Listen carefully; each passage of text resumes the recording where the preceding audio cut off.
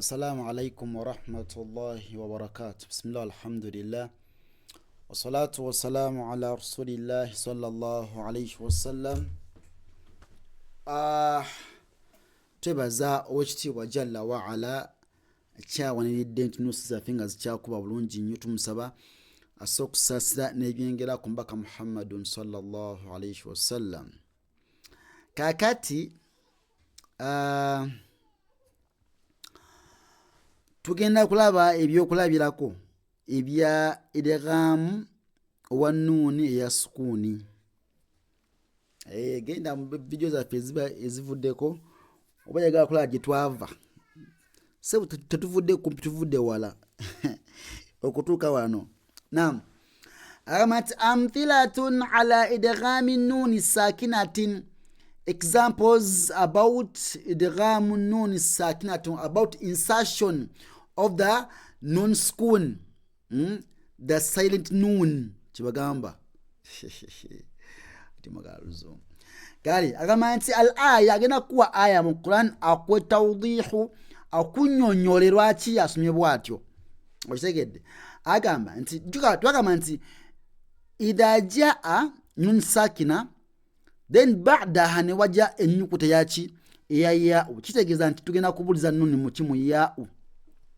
Tugambe nti a'udhu billahi minash shaitanir rajim, faman ya'mal mithqala dharratin khayran yarah, فمن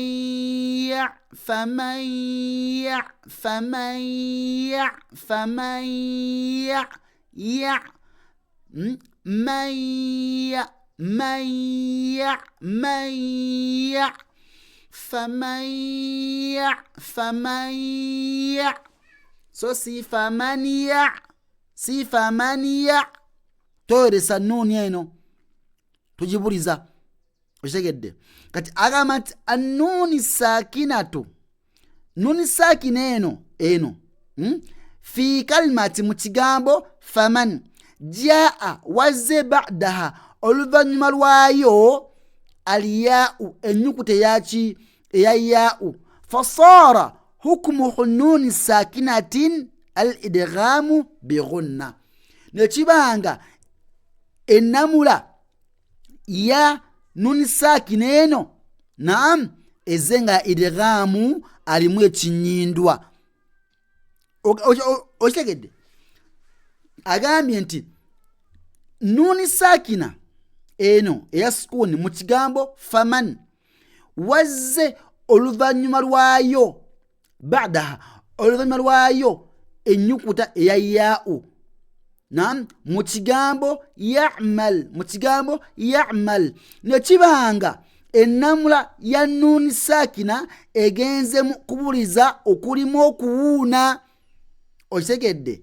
Kati kyova bagambye nti gamba famanya, so si famanya. Okitegedde?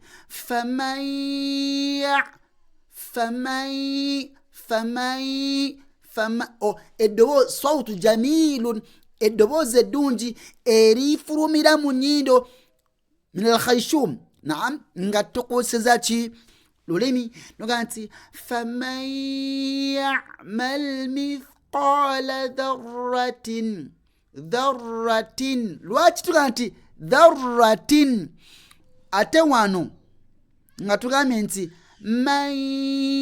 kati wano dharratin because maaso waliyo kha, watenga kha otwagisomako dda muki mu idharu, natuga nti bwejja ba'da tanwin au nun sakinatun tulaga tugiraga, ntugamba nti dharratin. Okitegedde? Dharratin kha khayran yaran.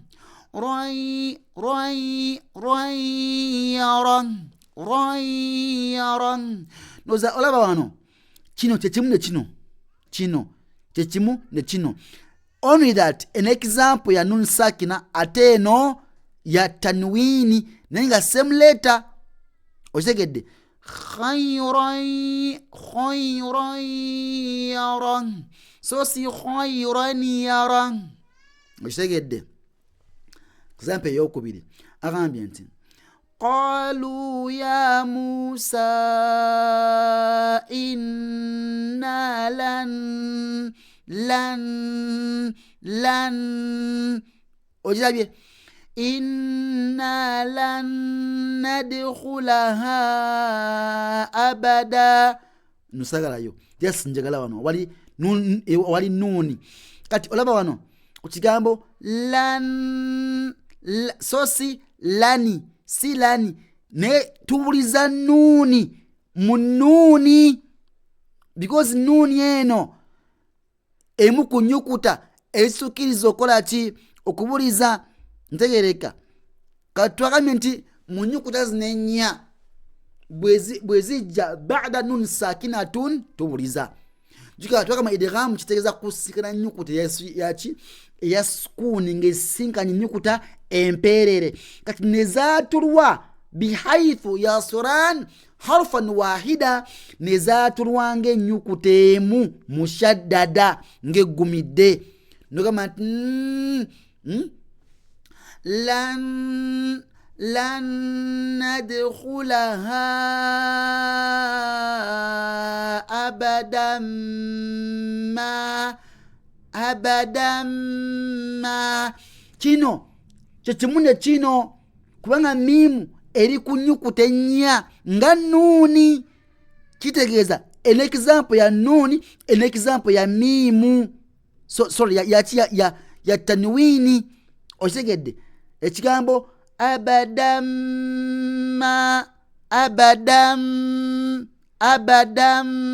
ma obuliza tanwini muki mu mimu madamu fiha okitegedde ekigambo ekyo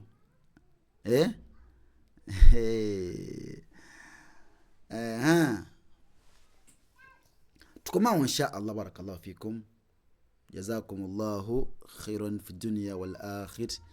Wassalamu alaikum wa rahmatullahi wa barakatuh.